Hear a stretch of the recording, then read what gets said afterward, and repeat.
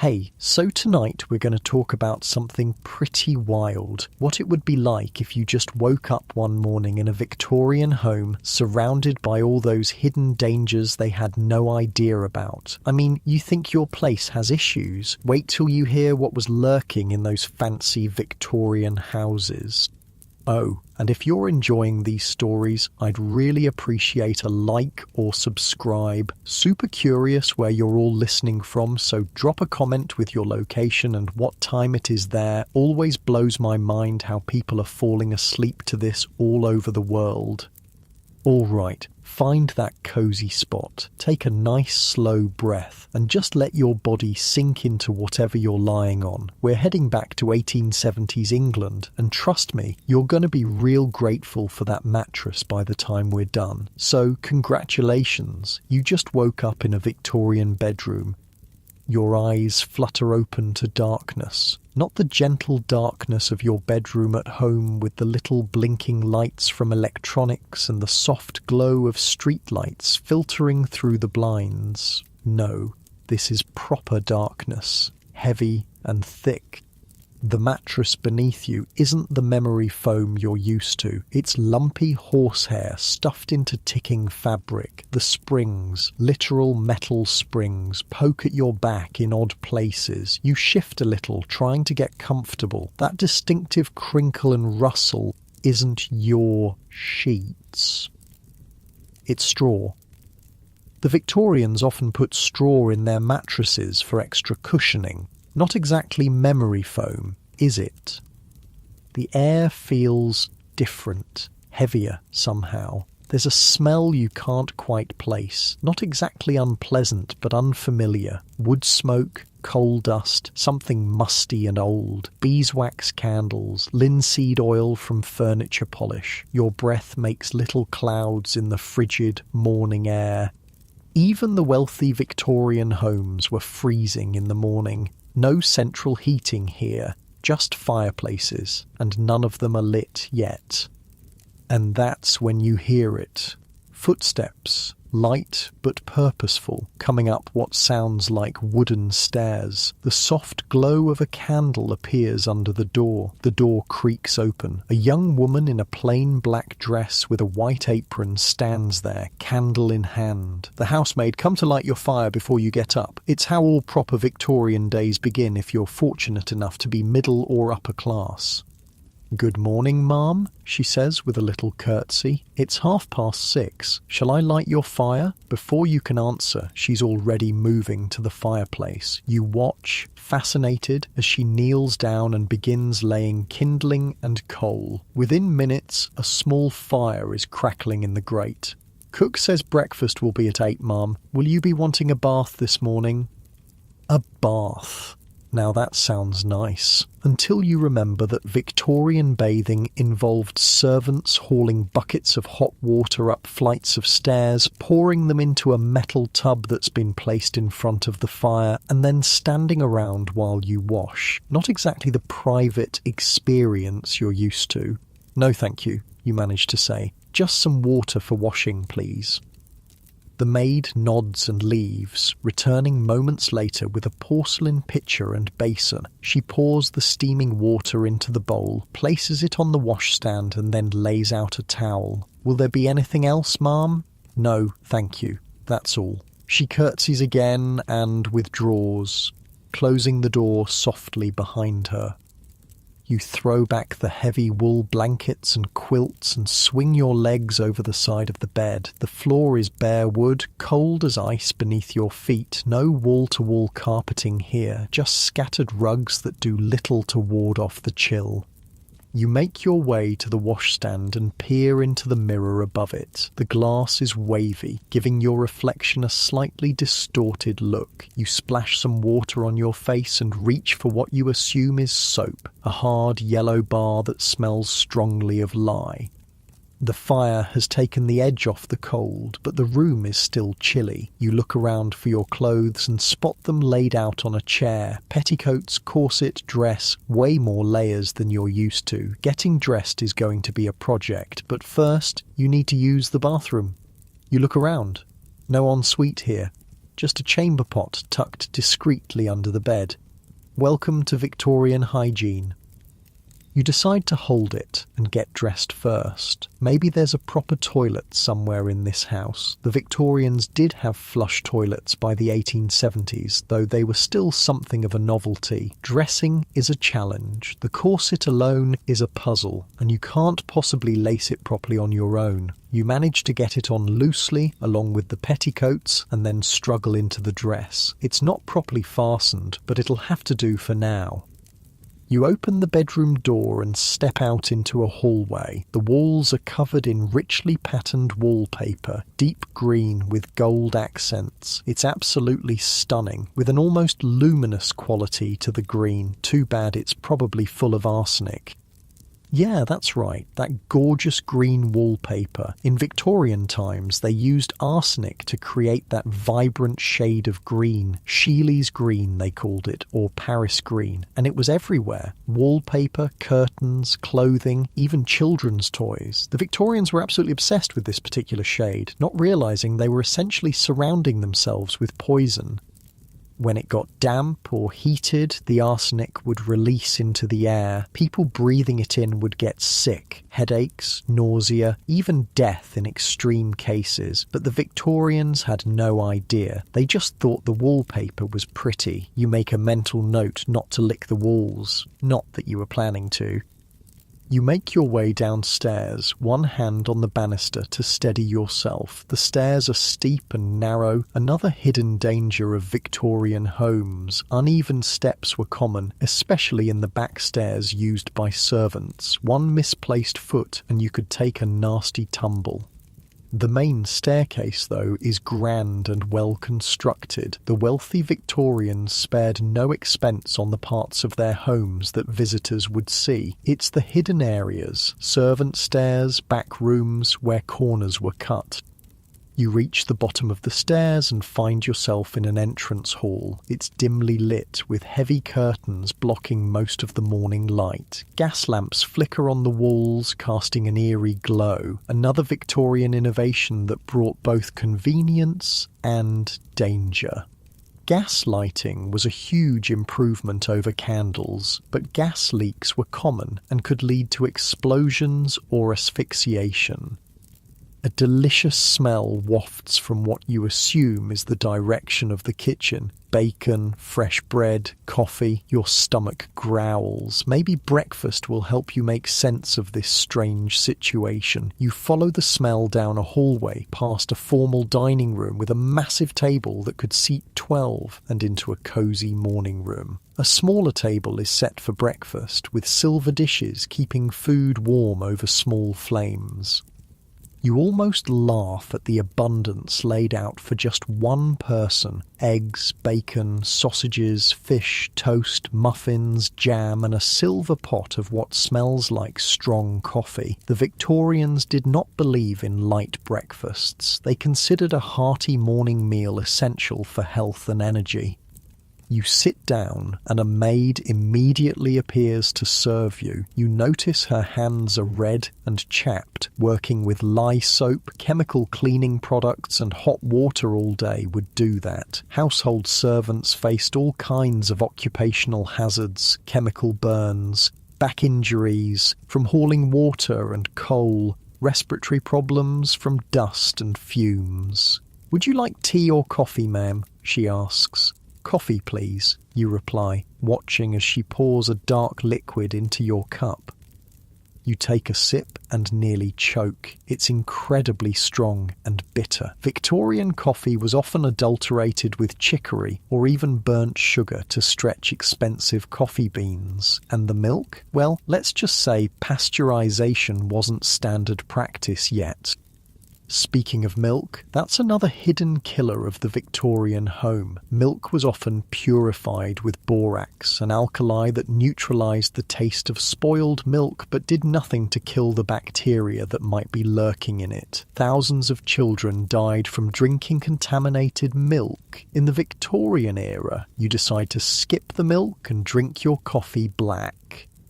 The food, at least, looks good. You help yourself to some eggs and toast, avoiding the sausages. Victorian food safety standards were, well, non-existent, really. Food adulteration was common. Bread might contain alum or chalk to make it whiter. Sausages might include all sorts of questionable fillers. Even tea wasn't safe. Sometimes it contained actual iron filings to make it look like higher quality black tea.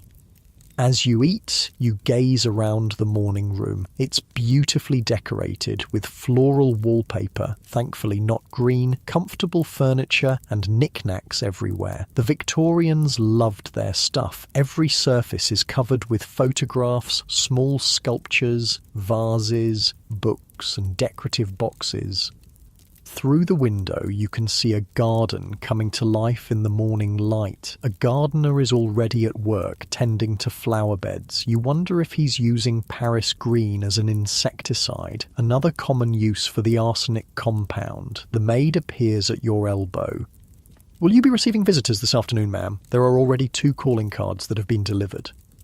Calling cards. Another Victorian custom. People would leave small cards with their names when they came to visit. If you were home and willing to receive them, they'd be shown in. If not, they'd just leave their card as evidence they'd made the social effort. "No," you say, not ready to face Victorian social customs when you barely understand the basics of surviving in this house. I think I'll go for a walk this morning." Fresh air sounds good right about now, away from the arsenic wallpaper and the gaslights and all the other hidden dangers lurking in this beautiful home. "Very good, ma'am. Shall I have your walking costume prepared?" Your walking costume, because Victorians couldn't just throw on jeans and a t-shirt to go outside. They needed specific outfits for specific activities. And for women, these almost always included corsets, multiple layers, and long skirts that would drag in the street muck. "Yes, please," you sigh. You might as well embrace the full Victorian experience. The maid nods and withdraws to prepare your outfit. You finish your breakfast and rise from the table, feeling slightly better with food in your stomach. You wander back into the hallway, looking for a bathroom before your walk. After checking several doors, you find what appears to be a water closet, a small room with an early flush toilet. It's a simple design, a wooden seat over a ceramic bowl with a pull chain to release water from a tank above. Not exactly modern plumbing, but better than the chamber pot. You use the facilities, marvelling at this piece of Victorian technology. The flush toilet was a major advancement in sanitation, though early models had their issues. Methane from sewers could build up in pipes and occasionally ignite or even explode when exposed to a flame. Thomas Crapper, yes, that was his real name, would later improve the design with a siphon valve to prevent sewer gases from coming back into the house. After washing your hands in a small basin, you return to your bedroom to find the maid waiting with your walking costume. It's a dark blue affair with a fitted jacket, a bustle at the back, and a skirt that brushes the floor. "Shall I help you dress, ma'am?" You nod, realizing there's no way you're getting into this contraption on your own. The maid helps you out of your loosely fastened morning dress and properly tightens your corset. You gasp as she pulls the laces.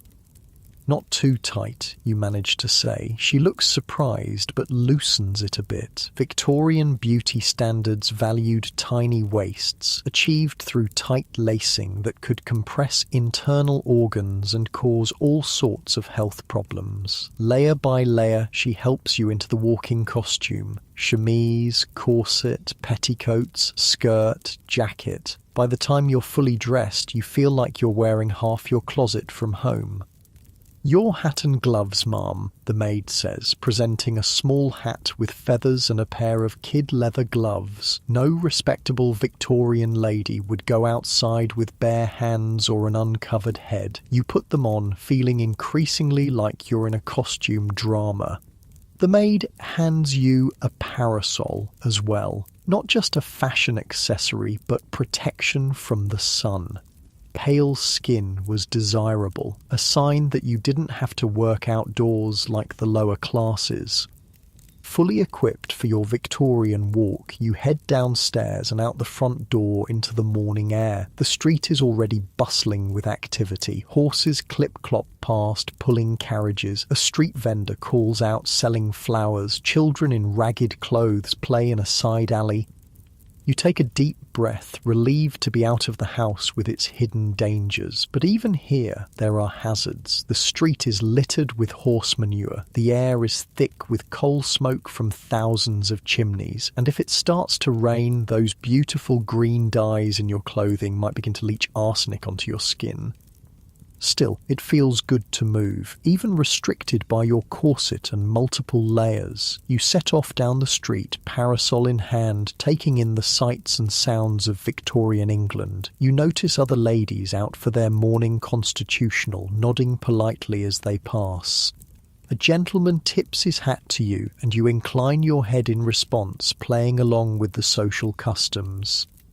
As you walk, your mind drifts back to all the hidden dangers you've already encountered in just a few hours in a Victorian home. The arsenic wallpaper, the gas lighting, the potentially contaminated food and milk, the steep, uneven stairs. It's a wonder anyone survived.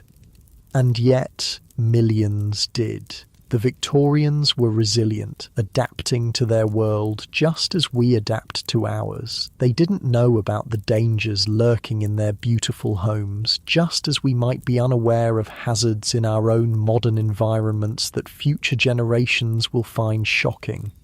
You realise how lucky you are to live in an age of building codes, food safety regulations and consumer protection laws. All those boring bureaucratic rules that we take for granted actually keep us safe from the kinds of dangers that Victorians faced every day. Your muscles are starting to feel a bit tight from the corset, and you decide to head back to the house. You've had enough Victorian adventure for one morning. You turn around, watching your step carefully on the uneven cobblestones. Your heavy skirts swish around your ankles as you walk, and you find yourself settling into a rhythm, becoming more comfortable in this strange attire.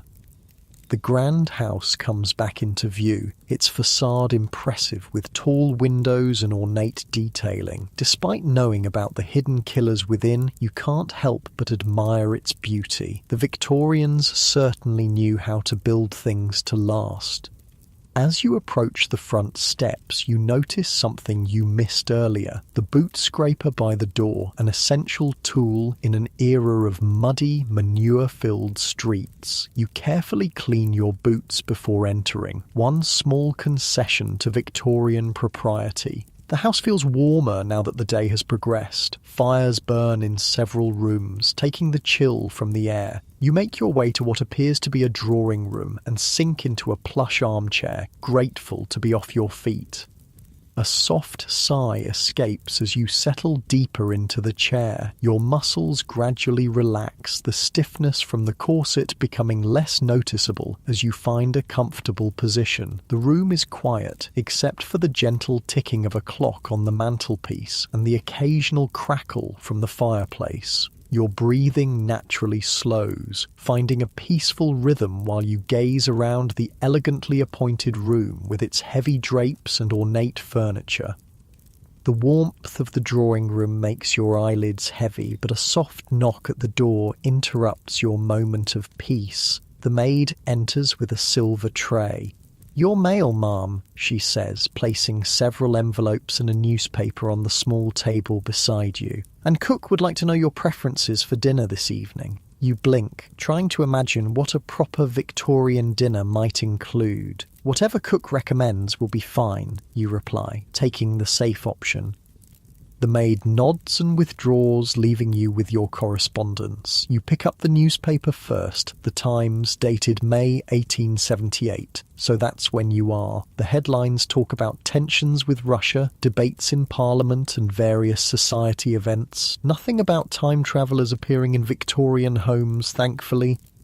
The envelopes contain invitations to teas, dinner parties, and a charity bazaar. Apparently, your Victorian self is quite the social butterfly. You set them aside, more interested in exploring this house and its hidden dangers.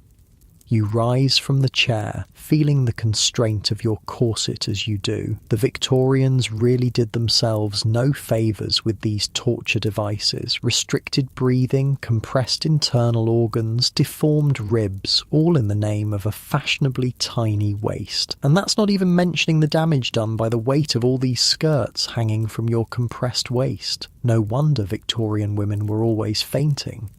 And speaking of fashion dangers, many Victorian clothing items were dyed with toxic substances. That vibrant green dress in the wardrobe probably contains arsenic. The beautiful red flowers on that hat, likely coloured with mercury. Even the makeup on the dressing table, lead, belladonna, arsenic again. Beauty was quite literally poisonous in the Victorian era.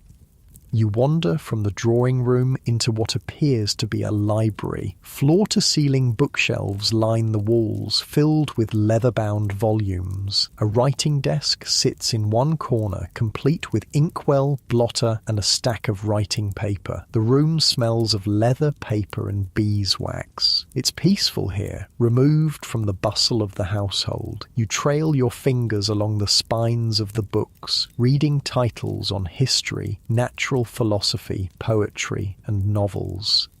A large globe stands in one corner, showing the vast British Empire in pink. Next to it, a glass case contains various curiosities, shells, fossils, a stuffed exotic bird with brilliant plumage. Taxidermy was hugely popular in Victorian homes. They loved bringing nature inside, whether it was pressed flowers, stuffed animals, or cases of pinned butterflies. But the methods used to preserve these specimens often involved arsenic soap or mercuric chloride. Even their decorative items could be deadly. You move to the writing desk and sit down, curious about what your Victorian self might have been working on. A half-finished letter lies on the blotter, written in a flowing hand that's not yours. It mentions garden plans and an upcoming visit from someone named Charlotte. The ink is still in liquid form in a small glass well, iron gall ink probably, the standard writing ink of the time. It contains tannic acid, which can be corrosive enough to eventually eat through paper, not immediately dangerous to you, but worth noting as another everyday item with hazardous properties. A soft chiming from a clock on the mantelpiece tells you it's now noon. The house seems to have come fully alive while you were reading. You can hear movement downstairs, the staff preparing lunch perhaps. You rise and continue your exploration, moving into the hallway and toward the back of the house. The kitchen would be interesting to see, but you're not sure if it would be proper for the lady of the house to intrude on the cook's domain. Victorian homes operated on strict hierarchies, with everyone knowing their place. Instead, you find yourself in a small room that appears to be a kind of office or business room. A desk contains household account books, receipts, and various documents. This is where the practical business of running a Victorian household would take place. You flip through one of the account books, fascinated by the meticulous records. Every penny spent is accounted for. Wages for servants, food purchases, coal deliveries, dress fabrics, charitable donations. Running a Victorian household was essentially like managing a small business. The coal deliveries catch your eye. Victorian homes went through enormous amounts of coal to heat all those fireplaces. The resulting coal dust and smoke were major health hazards, contributing to respiratory diseases and the infamous London fog, actually smog created by coal smoke combining with natural fog. You close the book and notice a cabinet in the corner. Opening it reveals bottles of medicine and household remedies. You pick one up cautiously. Mrs. Winslow's soothing syrup. The label reads, "For children teething." You nearly drop the bottle when you remember what this actually contains: morphine. Victorian medicines were often laced with opiates, cocaine, or alcohol. This soothing syrup was essentially liquid morphine given to babies to stop them crying. It certainly stopped the crying by drugging infants into unconsciousness. Some never woke up.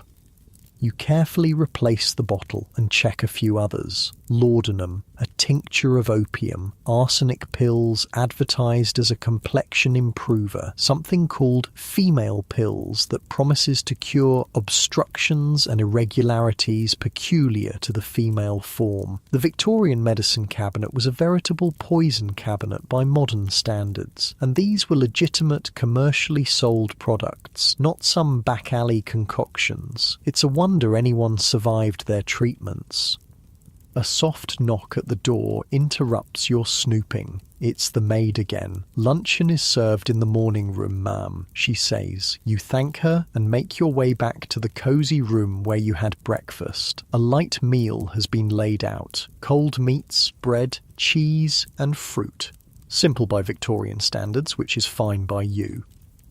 You eat cautiously, still wary of food safety. The bread seems fresh at least, and the fruit has been carefully washed and peeled. You decide to risk the cheese but avoid the meat. Better safe than sorry. After lunch, you're not sure what to do with yourself. What did Victorian ladies do with their afternoons? You remember reading that social calls were often made between 3 and 5 p.m. Perhaps you're expected somewhere, but no, the maid would have reminded you if you had engagements. You decide to explore upstairs, curious about the rest of the house. The staircase creaks slightly under your weight as you ascend. Victorian construction was generally solid, but not perfect. At least this main staircase is well built, unlike the narrow, steep servant stairs that cause countless accidents. The upper floor contains several more bedrooms, a nursery, empty. Does your Victorian self have no children? And what appears to be a sewing room. You peek into each, noting the decor and potential hazards. The nursery is particularly interesting. It's cheerful, with alphabet blocks and wooden toys scattered about, but you notice a painted rocking horse in the corner, its bright red and green paint likely containing lead. Lead paint was standard for children's toys, furniture, and room decorations.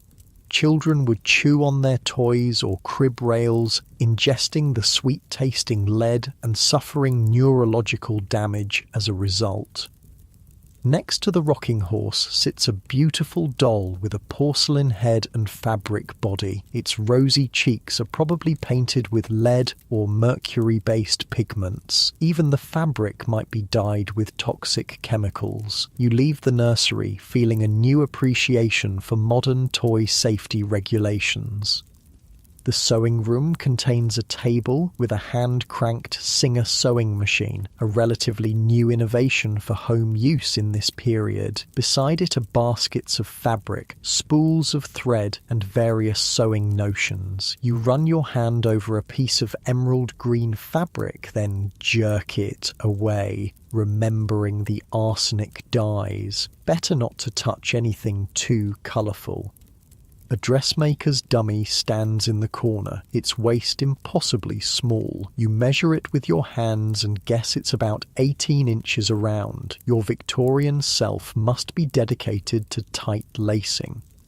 The window in this room provides a good view of the back garden. It's a formal affair with geometric beds, gravel paths, and a small fountain. A gardener is at work spraying something on the rose bushes, probably a pesticide, and in this era that likely means more arsenic. Paris green was commonly used as an insecticide, contaminating soil and potentially the groundwater. You turn away from the window, feeling slightly overwhelmed by all these hidden dangers. Every room, every object seems to harbour some potential harm. How did the Victorians survive? But they did survive, you remind yourself. They were resilient, adaptable, and largely unaware of the risks they lived with. Just as we probably live with hazards that future generations will find shocking. You make your way back downstairs, careful on the steps. Your heavy skirts make navigation tricky, and you have to hold the banister and lift your hem slightly to see your feet. One misstep on these stairs could mean a broken neck. No wonder so many Victorian novels include dramatic falls. Back in the drawing room, you notice it's grown darker outside. The short winter day is already fading to dusk. A maid enters silently and begins lighting the gas lamps, turning small keys to release the gas, then using a long match to light each one. You watch nervously, aware of how easily gas could leak from these fixtures. Carbon monoxide poisoning was a silent killer in Victorian homes, causing headaches, confusion, and eventually death. People would go to bed feeling slightly unwell and never wake up, killed by odourless gas seeping from faulty fixtures while they slept. The room grows brighter as each lamp is lit, casting a warm glow that makes the rich colours of the furnishings more vibrant. It's beautiful, you have to admit, despite the dangers. "Will you be changing for dinner, ma'am?" the maid asks. You'd forgotten about that Victorian custom. Changing into formal clothes for the evening meal, even if dining alone at home. The prospect of getting out of this walking costume and into something else, only to change again for bed later, seems exhausting. "Yes, I suppose so," you sigh. You follow the maid upstairs to your bedroom, where she helps you out of your walking costume and into an evening dress, midnight blue silk with black lace trim. It's gorgeous, but just as restrictive as your day clothes.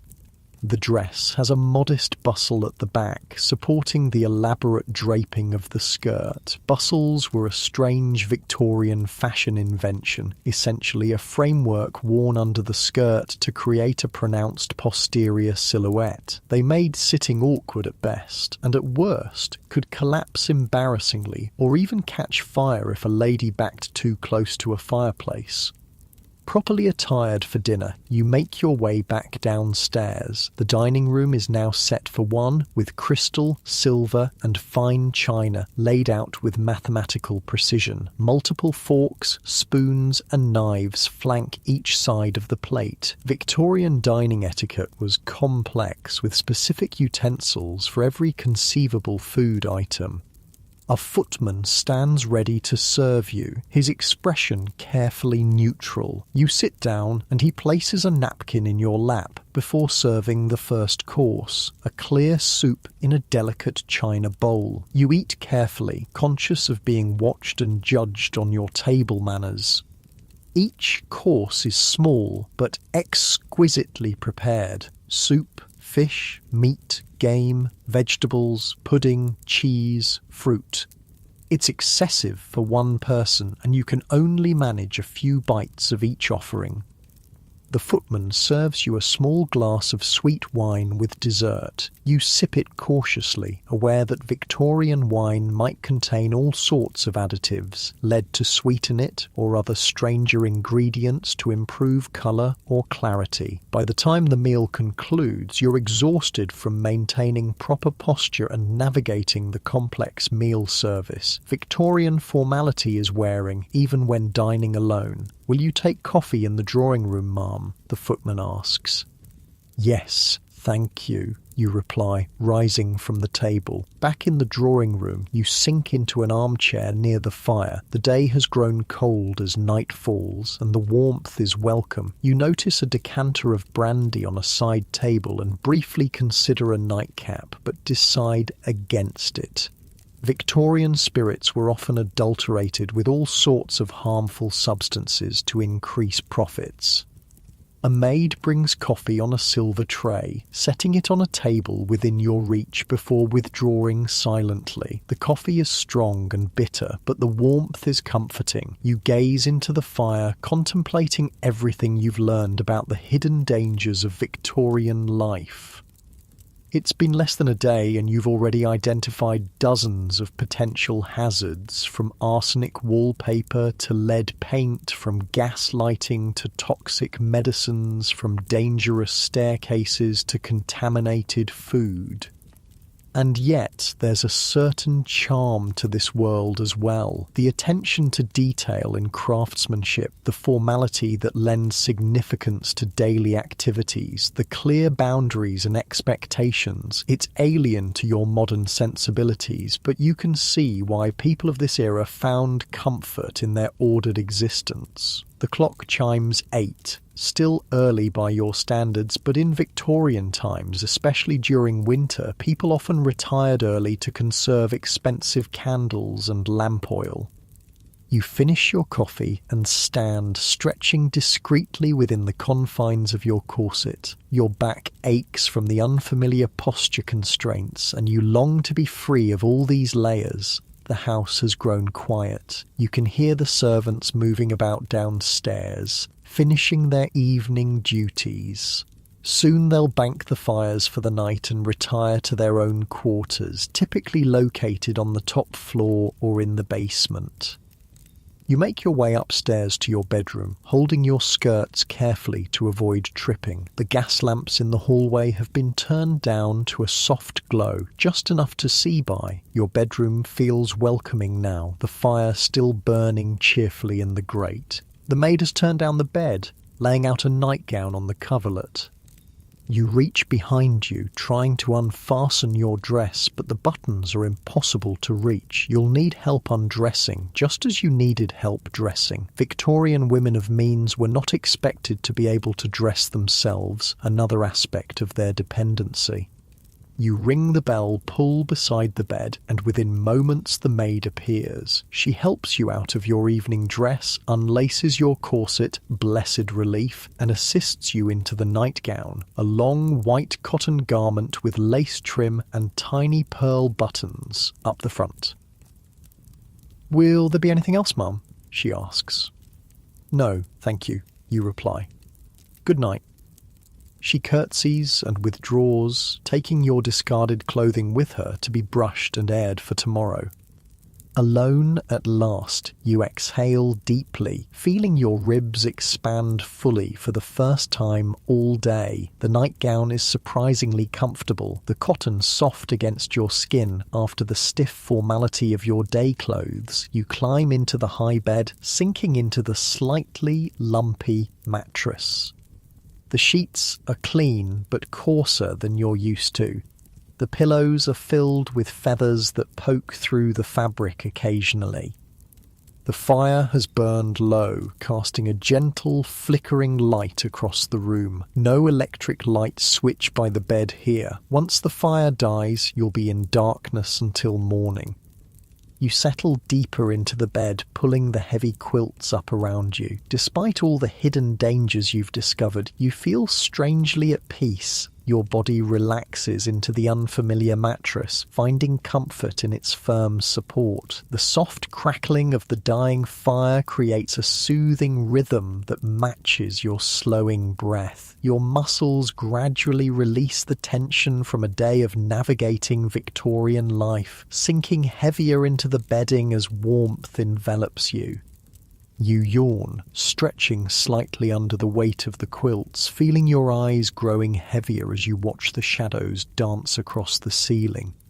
A loud bang from somewhere downstairs jolts you awake. Your heart races as you try to orient yourself. The fire has died down to embers, casting just enough light to remind you where you are, still trapped in this Victorian house with all its hidden dangers. You strain your ears, listening for any other sounds. Was it just a settling house, an intruder, or something more sinister? A gas explosion, perhaps?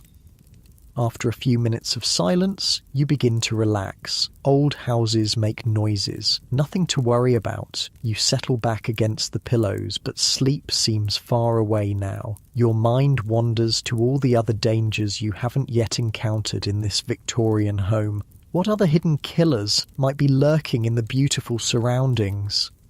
You think about the bathroom. or rather the lack of a proper one. Indoor plumbing was a luxury in Victorian times, and even wealthy homes often had rudimentary systems. The water closet you used earlier was a relatively advanced model for its time, but the sewage system it connected to was likely primitive by modern standards. Sewer gases, including methane, could build up in these early systems and sometimes leak back into the house. That's why Thomas Crapper's invention of the S-trap was so important. It created a water barrier that prevented gases from rising back through the pipes. But not all Victorian toilets had this feature yet. And what about the water itself? Victorian water supplies were often contaminated with bacteria from sewage. London's Great Stink of 1858 was a vivid demonstration of how bad things had gotten. The Thames had become an open sewer, and the stench was so unbearable that Parliament had to be suspended. Major cholera outbreaks were common until public health reforms improved water quality. Even in wealthy homes, water might be stored in lead-lined tanks, slowly poisoning the household.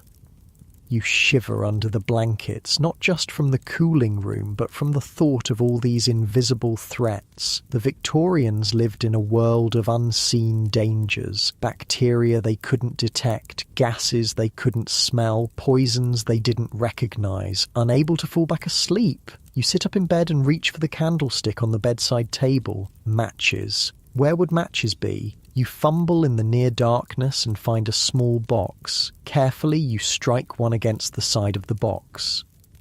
The match flares to life with a bright flare and a strong smell of sulphur. You quickly light the candle before the match burns your fingers. Early matches were dangerous things. Before the safety match was invented in 1855, people used lucifer matches that could ignite with the slightest friction. They contained white phosphorus, which caused a horrific occupational disease called phossy jaw in the factory workers who made them.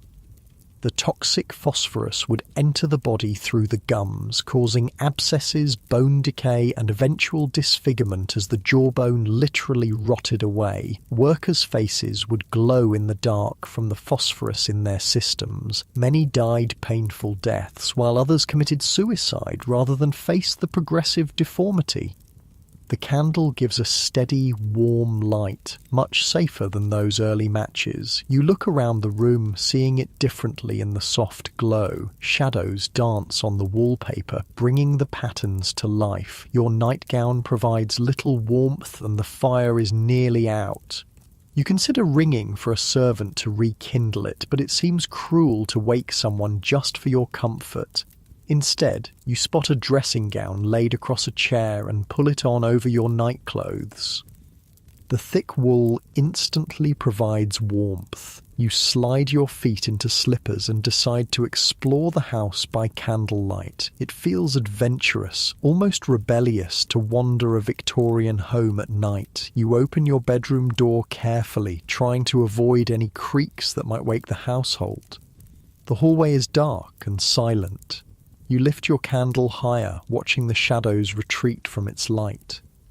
The grand staircase looks different at night, more imposing, almost threatening. You descend slowly, one hand holding the candle, the other clutching the banister. The steps seem steeper in the dim light, and you're acutely aware of how easily you could fall. Household accidents were a leading cause of death in Victorian times, and stairs were particularly dangerous. You reach the bottom safely and pause, considering which way to go. The drawing room holds little interest now. You've already explored it thoroughly. Instead, you turn toward the back of the house, curious about the kitchen and service areas you haven't yet seen. A long corridor leads past the dining room toward what must be the servants' domain. You follow it, your slippers silent on the wooden floor.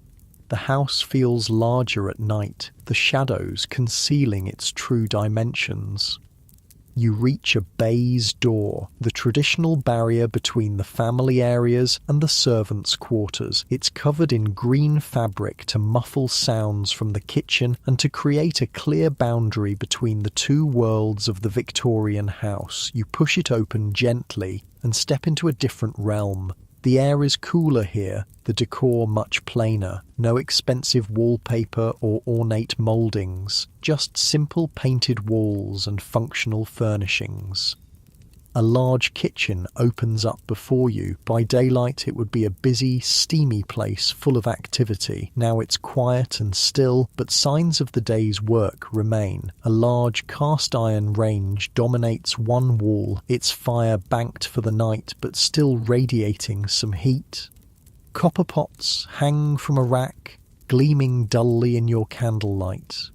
A massive wooden table occupies the centre of the room, its surface scarred from years of food preparation.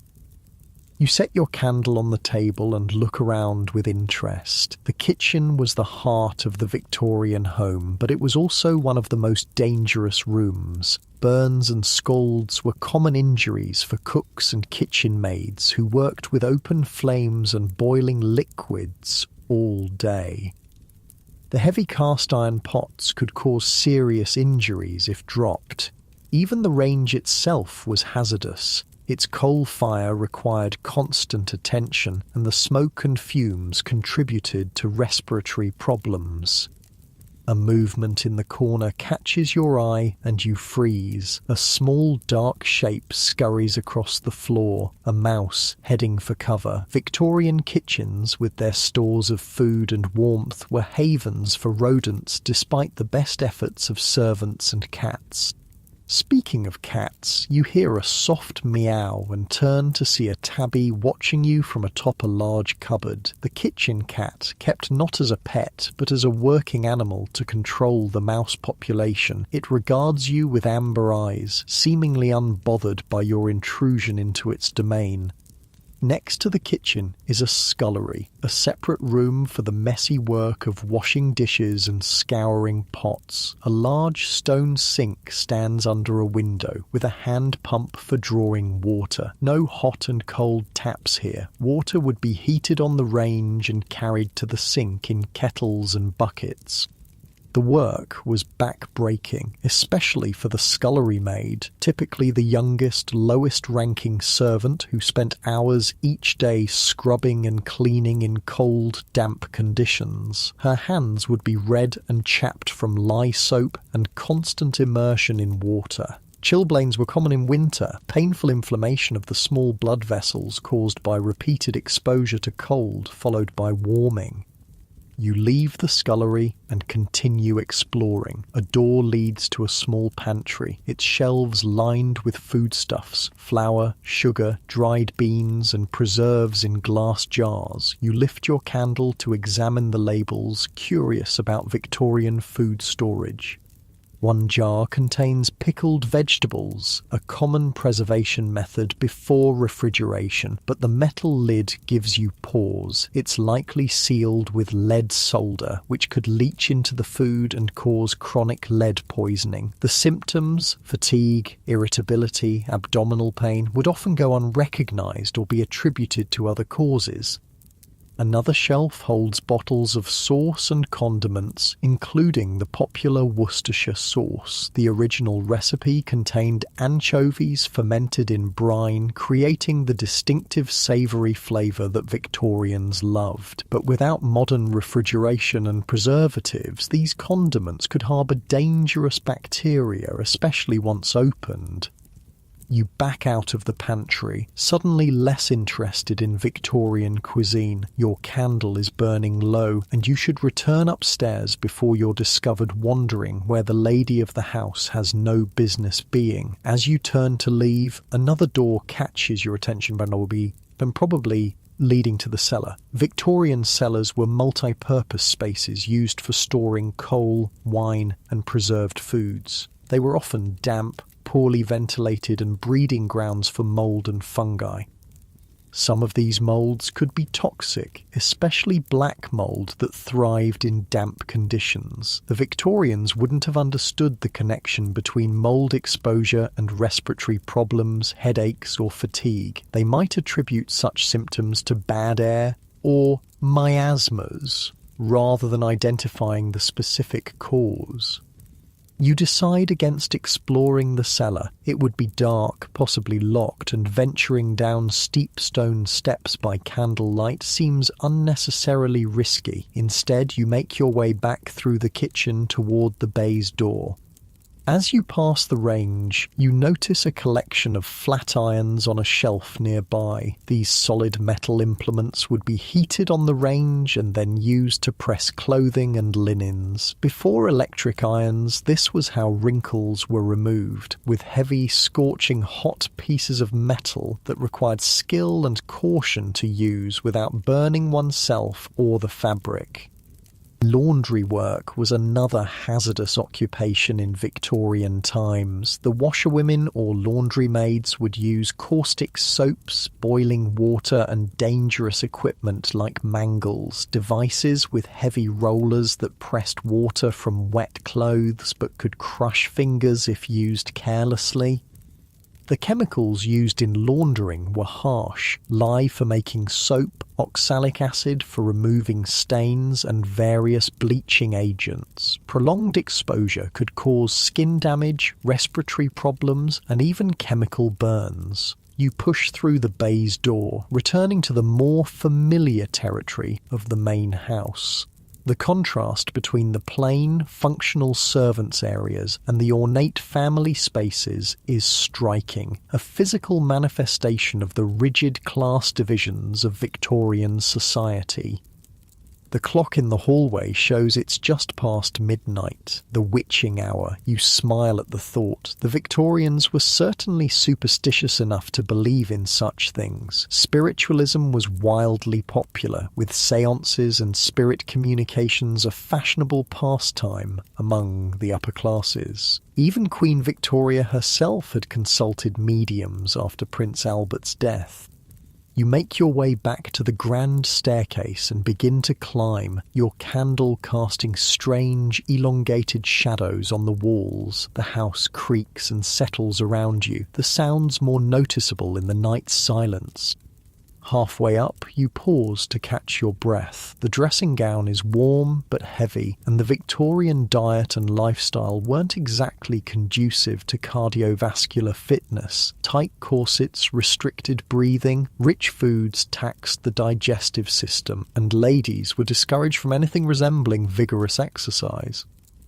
Victorian medicine had little understanding of how lifestyle affected health. Doctors might prescribe rest cures, tonics, or strange devices like electric belts that supposedly stimulated the internal organs with mild electrical currents. Needless to say, these treatments did little to address the underlying causes of poor health. You continue up the stairs, moving carefully in the flickering light. The grand staircase was designed to impress visitors, not to be navigated by candlelight. The ornate banister helps steady you as you climb. At the top, you turn toward your bedroom, ready to return to the questionable comfort of the Victorian bed. But a sound stops you, a soft whimpering from another room. Curious, you follow the noise down the hallway.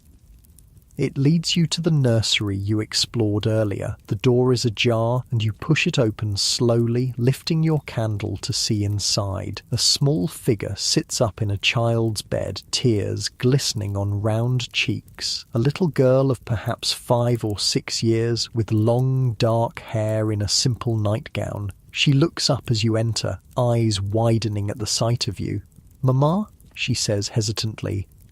So, your Victorian self has a child, after all. You hadn't seen her during the day. Perhaps she was visiting relatives or at lessons with a governess. "I had a bad dream," she says, her voice small in the dark room. You move to her bedside, setting the candle on a table.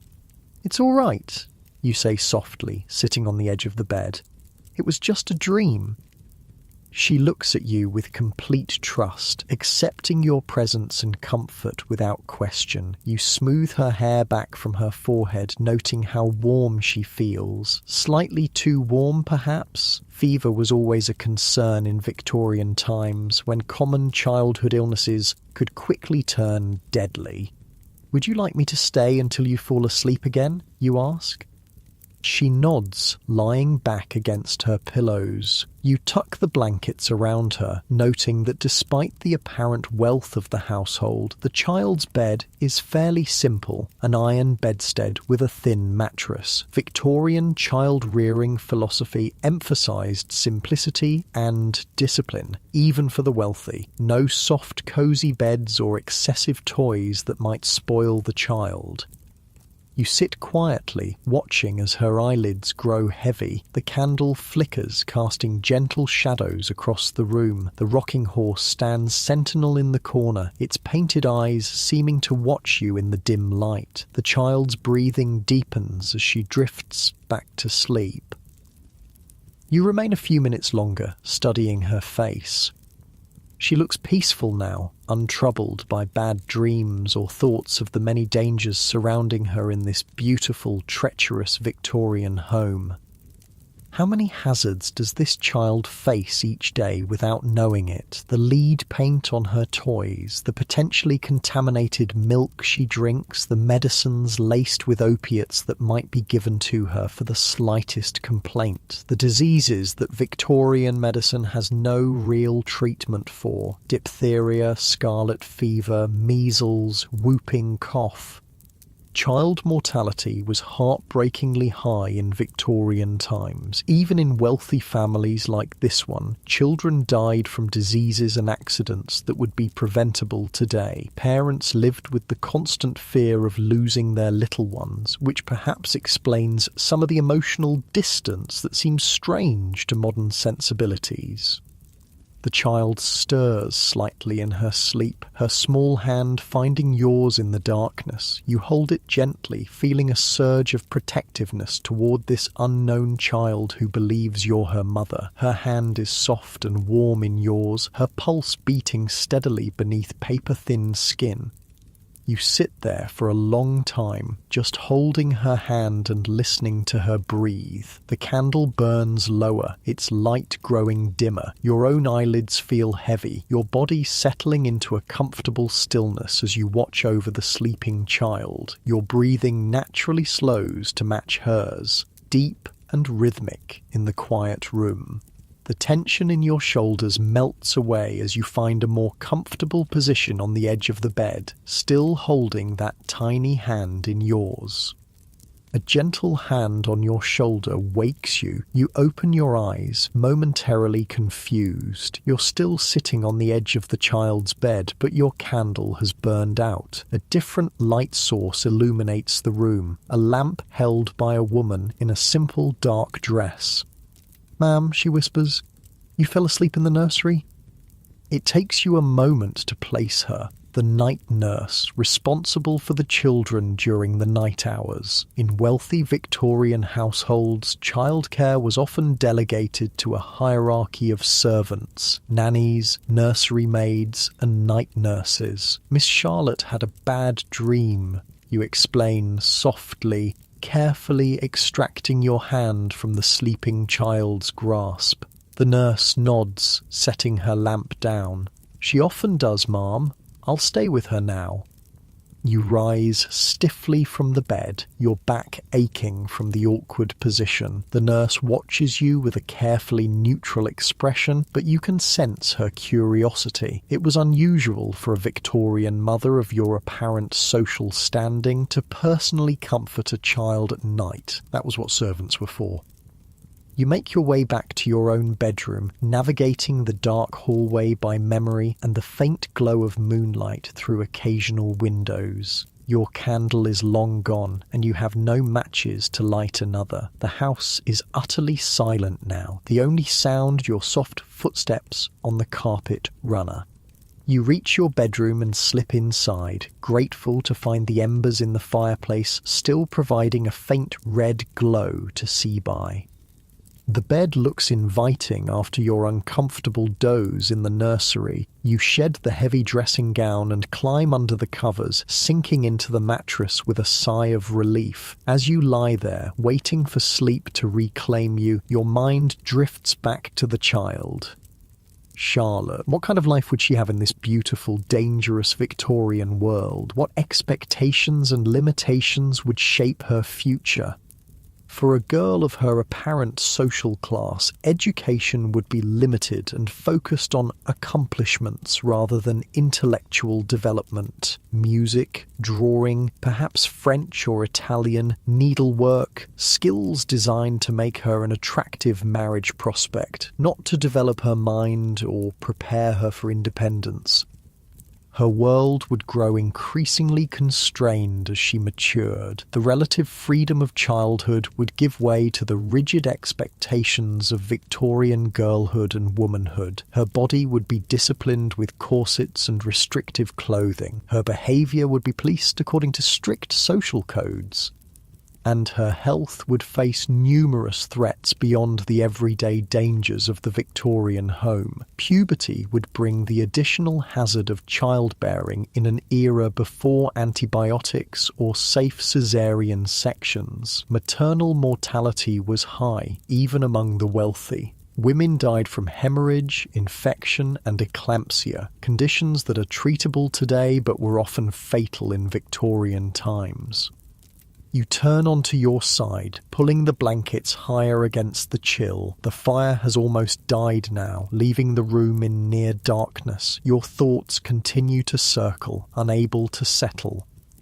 Even if Charlotte survived to adulthood and the potential dangers of childbirth, she would face other health risks unique to Victorian women. The fashionable tight lacing of corsets could cause internal organ damage and breathing difficulties. The heavy skirts dragging on polluted streets would bring filth into the home. The restrictive clothing would discourage exercise and contribute to poor overall health.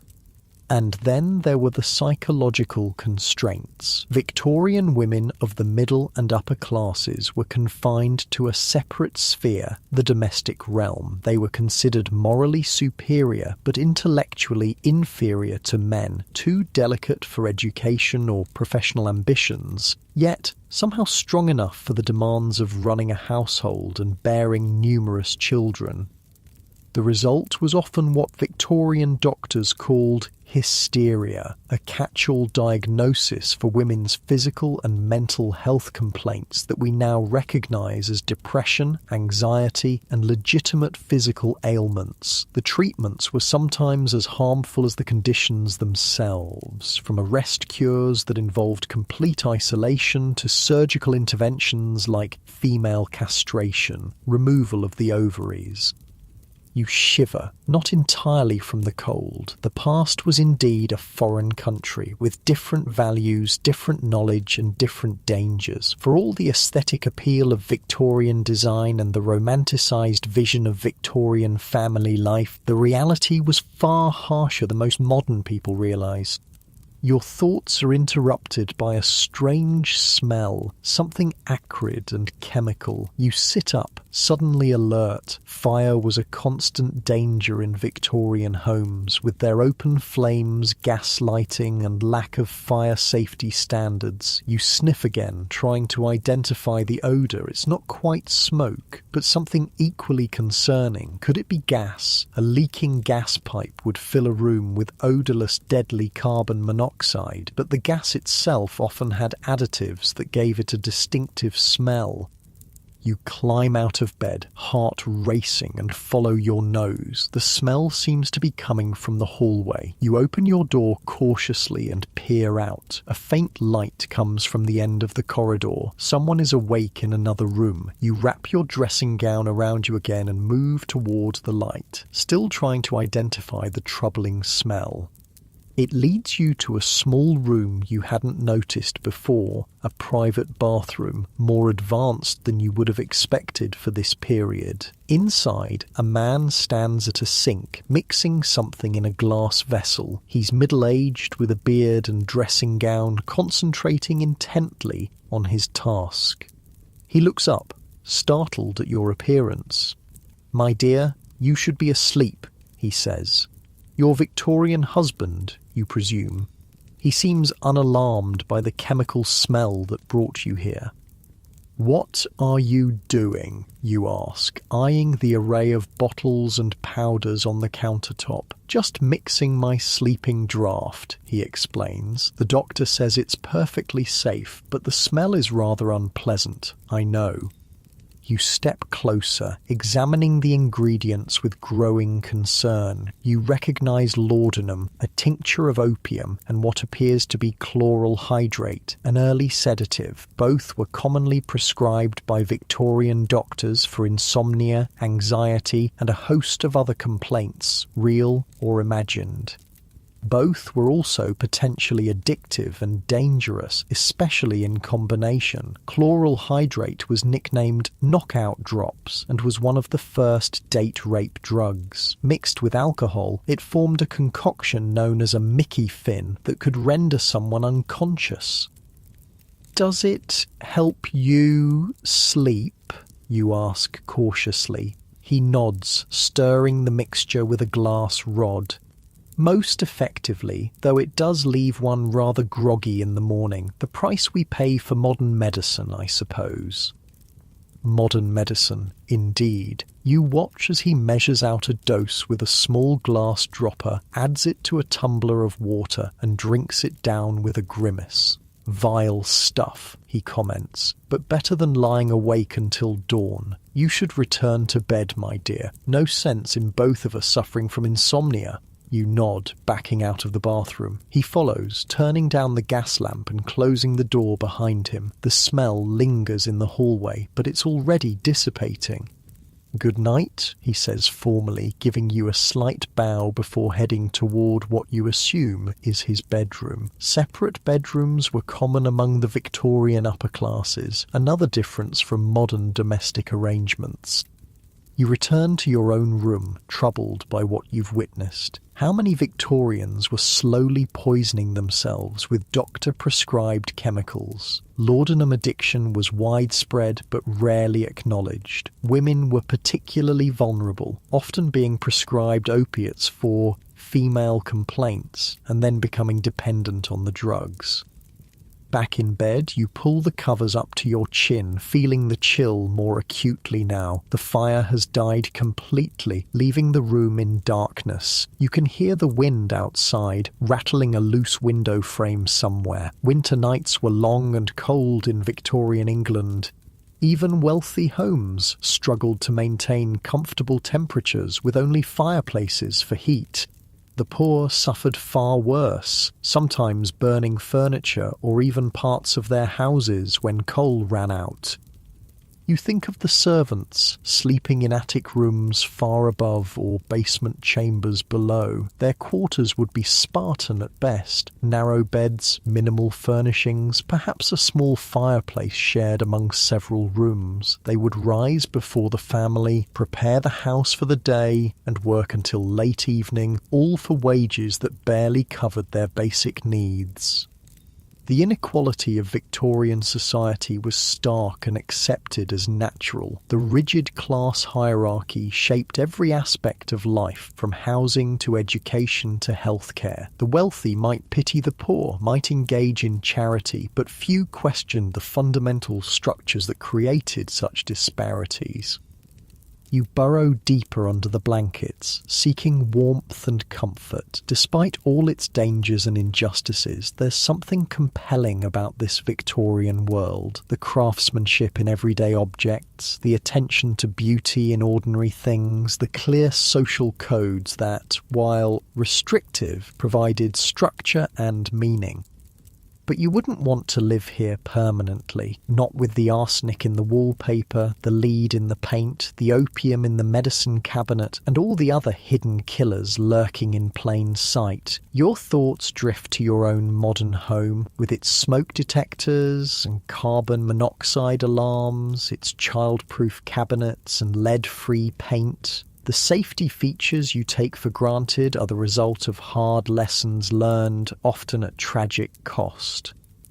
The wind rises outside, sending another rattling sound through the house. Old houses are always noisy at night, settling and creaking as temperature changes cause materials to expand and contract. You listen to the sounds of the Victorian night, the wind, the house, the occasional distant noise from the street. No cars, no airplanes, no electronic hums or beeps, just the natural sounds of weather and wood and the occasional clip-clop of a late-night hansom cab passing by.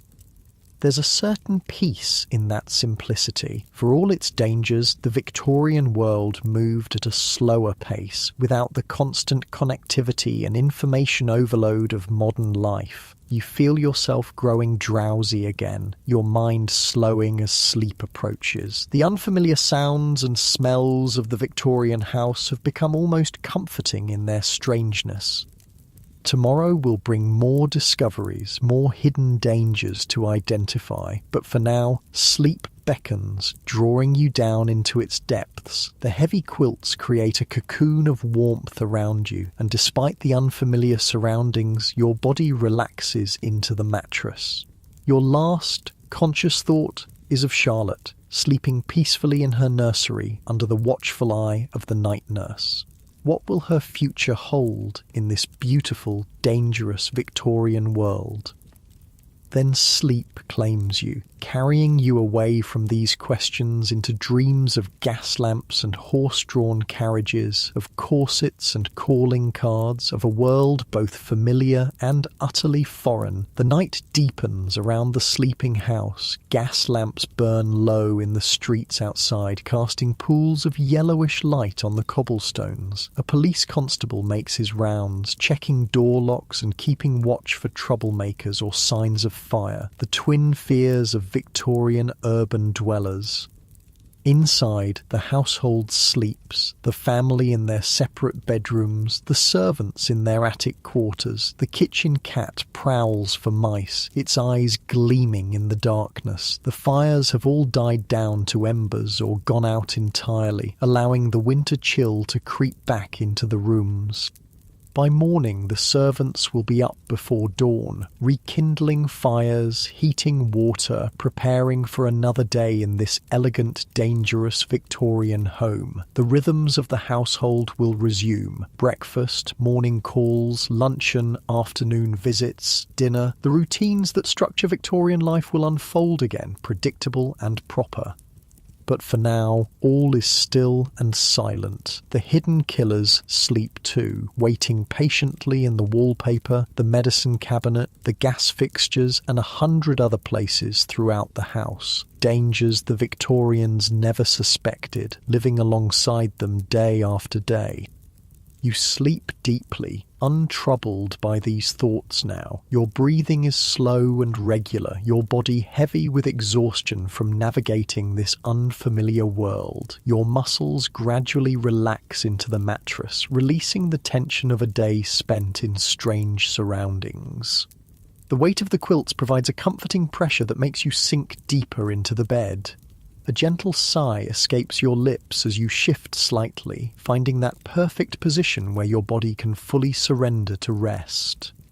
Morning arrives with a gentle knock at your door. You open your eyes to find the room already bright. The maid has come in and drawn back the heavy curtains, letting in the winter sunlight. She's also rekindled the fire, which now crackles cheerfully in the grate. "Good morning, ma'am," she says, with a curtsy. "It's 7:30. Shall I bring your morning tea?"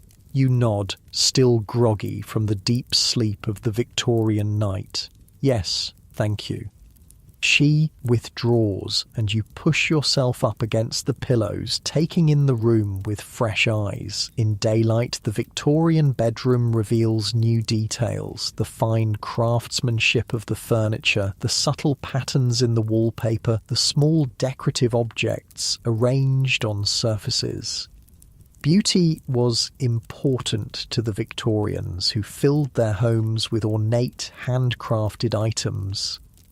The maid returns promptly with a silver tray bearing a teapot, cup and saucer, and a small plate of thin toast. She sets it on a table near the bed and pours you a cup of steaming tea. "Will you be wanting a bath this morning, ma'am?" she asks. You consider this. A Victorian bath would involve servants hauling multiple buckets of hot water up from the kitchen, filling a portable tub in front of the fire. It would be a production requiring significant effort from the household staff. No, thank you, you reply. Just washing water will be fine. She nods and leaves to fetch it, returning shortly with the same porcelain pitcher and basin from yesterday. The routine of Victorian morning ablutions begins again, washing with a cloth at the basin rather than showering, cleaning your teeth with a boar bristle brush and tooth powder rather than modern toothpaste. You sip the strong tea between these activities, finding comfort in its warmth and familiar taste. Tea, at least, hasn't changed much since Victorian times, though the lead that might have been in the solder of the teapot is something you prefer not to think about. The toast is dry and plain. Victorians didn't typically butter their breakfast toast, considering it too heavy for the morning meal. It's a small cultural difference that highlights how even our eating habits have evolved over time. As you finish your simple breakfast, your mind turns to the coming day. What new dangers will you discover in this beautiful, treacherous Victorian home? What other hidden killers might be lurking behind the elegant facade? The maid returns to help you dress. Today you choose a simpler morning dress from the wardrobe, still requiring a corset unfortunately, but with fewer layers and trimmings than yesterday's walking costume. You're starting to understand why Victorian women changed clothes multiple times a day. Each outfit was designed for specific activities and times, and none were particularly comfortable for extended wear. Properly attired for the morning, you make your way downstairs. The house is more active today. You can hear voices from various rooms, footsteps on the stairs, the clatter of dishes from the direction of the kitchen. In the morning room, you find Charlotte having her breakfast, under the supervision of a stern-looking woman in a black dress. The nanny, presumably. The child's face lights up when she sees you. "Good morning, Mamma," she says politely. "Good morning, Charlotte," you reply. Sitting down at the table, the nanny gives you a respectful nod. "Miss Charlotte has finished her lessons for this morning, ma'am. Shall I take her for her walk in the park now, or would you prefer she remain at home?" Before you can answer, a maid enters with a small silver tray bearing a calling card. "Mrs. Henderson has called, ma'am," she announces. "She says it's regarding the charity bazaar next week." The constant interruptions and formalities of Victorian life are beginning to make sense to you now. Each interaction follows prescribed rules. Each activity has its proper time and place. The rigid structure might seem stifling to modern sensibilities, but it provided a framework that made the complexities of Victorian social life navigable. "Please tell Mrs. Henderson I'll be with her shortly," you tell the maid. Then, to the nanny, "Yes, take Charlotte for her walk. The fresh air will do her good." Fresh air was one thing the Victorians got right. Despite not understanding germ theory until late in the period, they intuitively valued ventilation and outdoor activity, particularly for children. Regular walks, regardless of weather, were considered essential for health. The nanny helps Charlotte put on her coat, hat, and gloves. The child looks like a miniature adult in her formal outdoor attire, constrained by layers of clothing and strict behavioural expectations. "Be good for Nanny," you tell her, giving her a quick kiss on the cheek. A moment of maternal affection that seems to surprise both the child and the nanny. Perhaps your Victorian self is not usually so demonstrative. After they leave, you prepare to meet Mrs. Henderson. Social calls were a crucial part of Victorian middle and upper class life, especially for women. They allowed for the exchange of information, the maintenance of social connections, and the organisation of charitable activities, one of the few areas where women could exercise public influence. You enter the drawing room to find a plump, middle-aged woman in an elaborate visiting dress waiting for you. She rises as you enter, extending her hand. "My dear Mrs. Wallace," she exclaims, "how well you look today. I've come about the flower arrangements for the bazaar. I know we agreed on chrysanthemums, but Mrs. Pemberton is using those for her stall, and it simply won't do to have duplications." You nod as if this makes perfect sense, though the details of the charity bazaar are a mystery to you. What do you suggest instead, you ask, taking a seat across from her. Mrs. Henderson launches into a detailed discussion of seasonal flower availability, cost considerations, and the symbolic meanings of various blooms. The Victorians attached significant symbolism to flowers, using them to communicate messages that couldn't be spoken directly in their constrained social environment. As she talks, you notice a slight headache beginning behind your eyes. The air in the drawing room feels stuffy despite the high ceilings. You glance at the wallpaper, a floral pattern in shades of blue and cream. Not green, thankfully, so probably not containing arsenic. But who knows what other chemicals might be present in the dyes? And the gas lamps, though not lit during daylight, could be leaking small amounts of gas into the room. Carbon monoxide poisoning often began with headaches and fatigue before progressing to more serious symptoms. You rise and move to a window, opening it slightly under the pretext of checking the weather.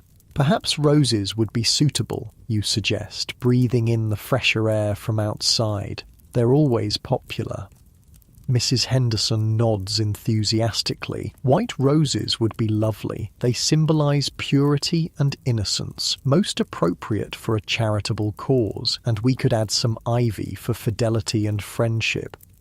The Victorians' love of symbolic meanings extended beyond flowers to all aspects of their decorative arts. Colours, patterns, motifs all carried messages that were understood by those fluent in the visual language of the time. Even mourning jewellery containing locks of hair from the deceased communicated specific sentiments depending on how the hair was arranged.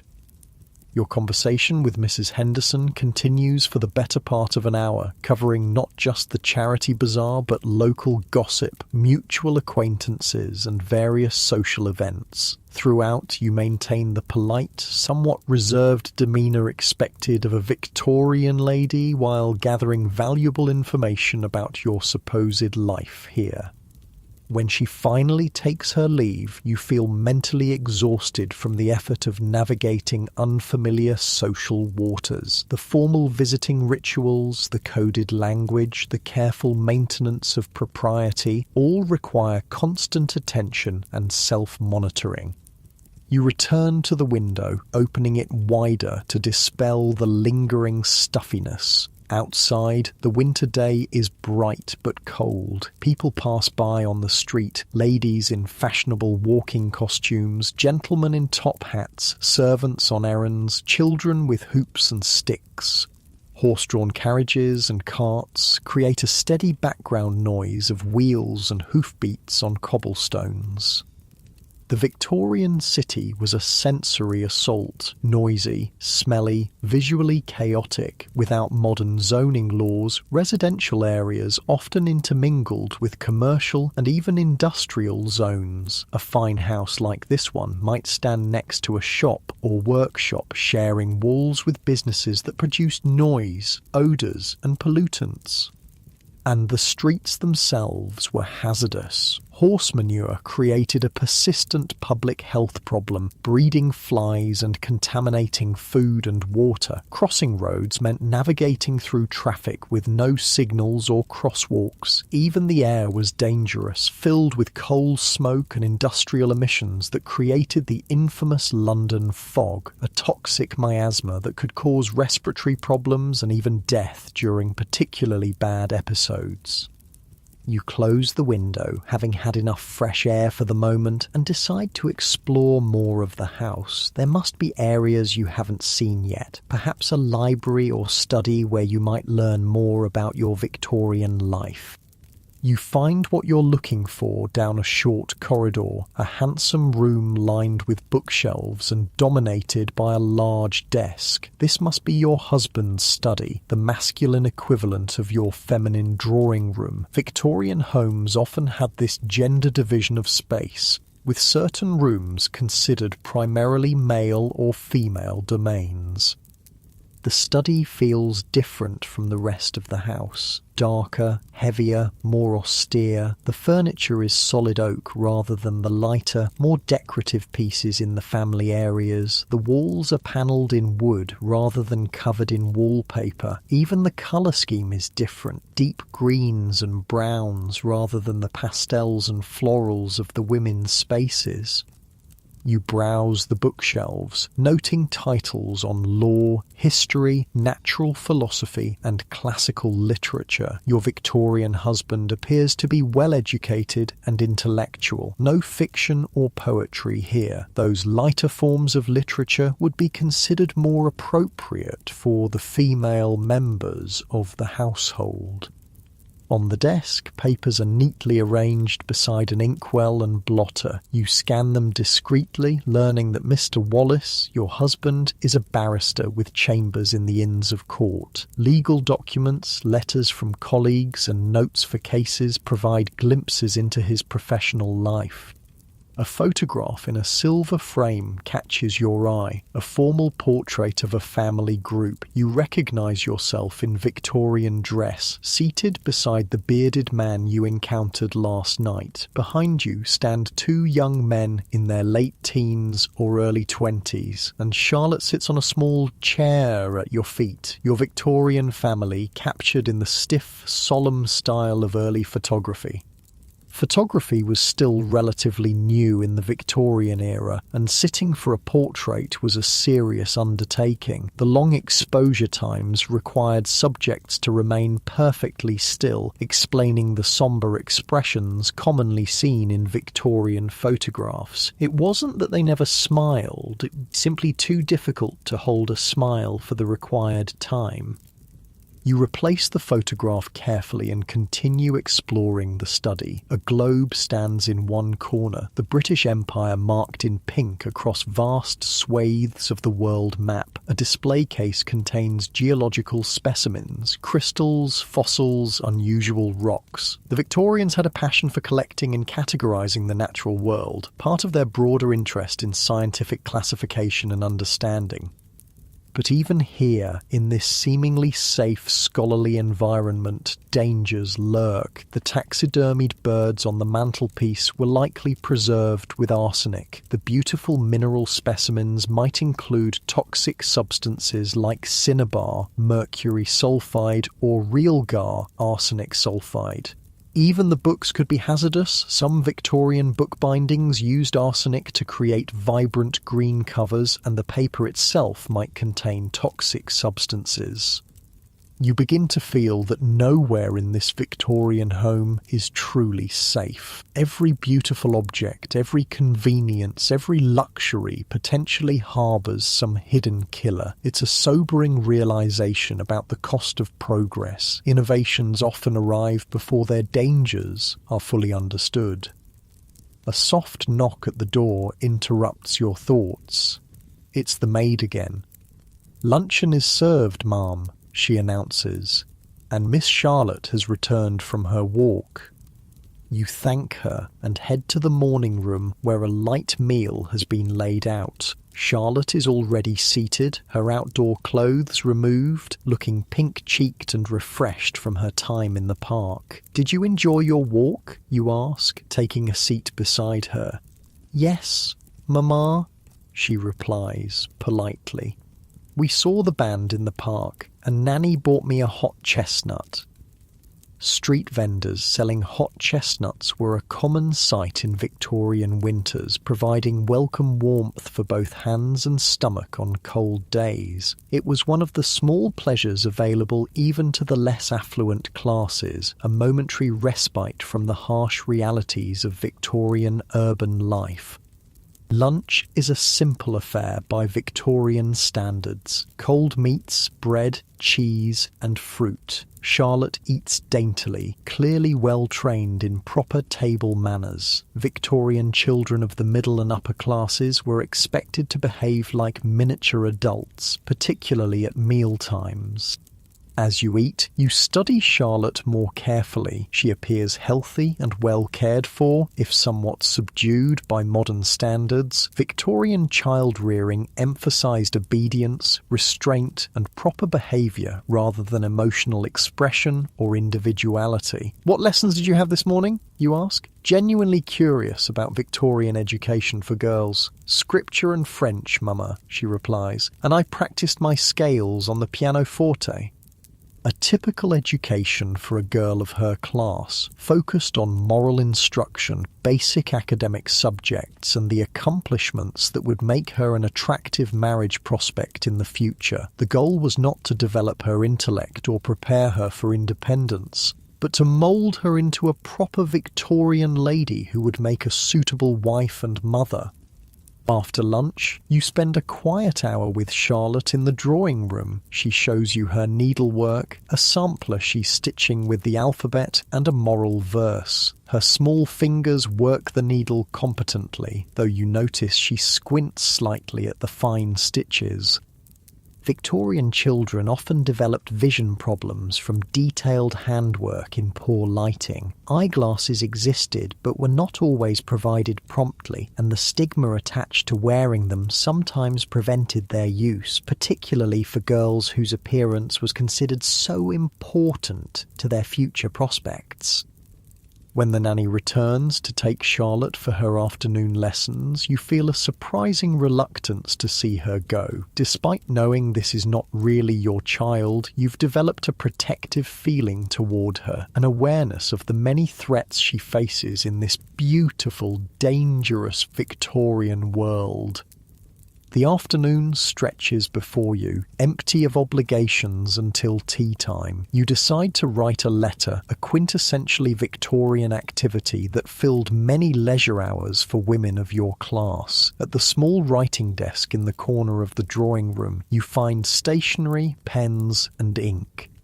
The act of writing with a dip pen requires concentration and care. The nib must be filled with just the right amount of ink, applied to the paper at the correct angle and refilled frequently. It's a meditative process, so different from the rapid typing or swiping of the modern world.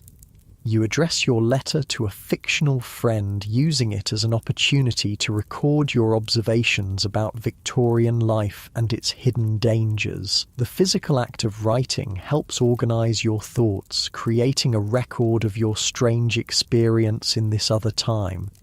As your pen moves across the paper, you become aware of a growing feeling of unreality. The Victorian world around you feels simultaneously more solid and more dreamlike. The weight of your corset, the scratch of the pen nib, the ticking of the mantel clock all seem hyper-real, yet distant.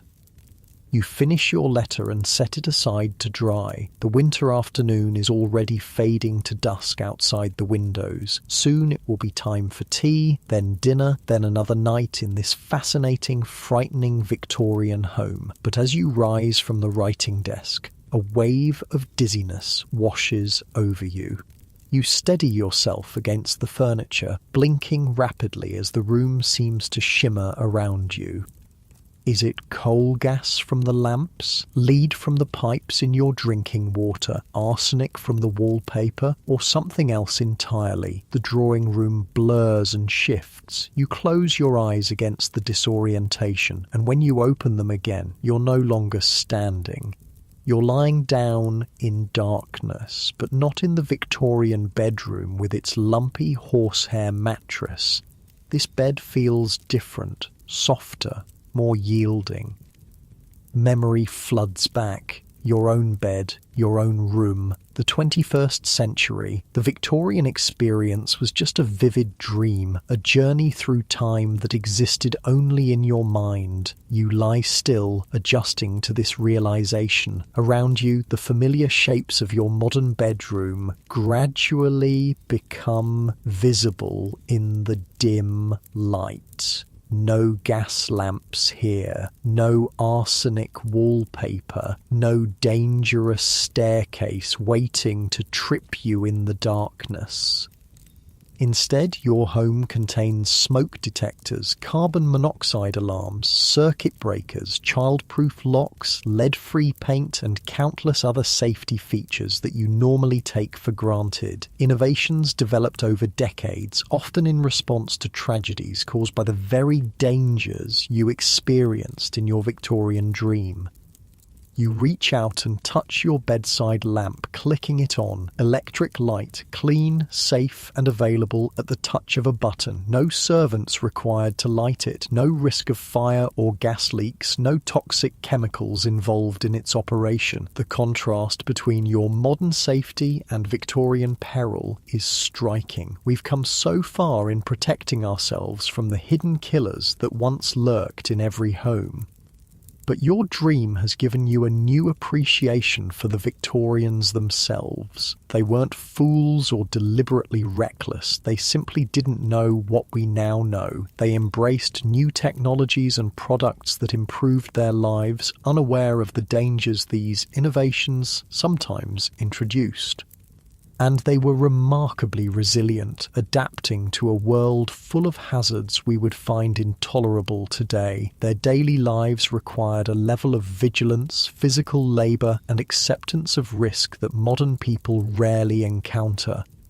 You settle back against your pillows, feeling a new gratitude for the safety of your modern home. Your bed cradles you comfortably, free from lumps and poking springs. Your room is warm without the need for a fire that might die during the night. Your water is clean. Your food is safe. Your medicines are tested and regulated.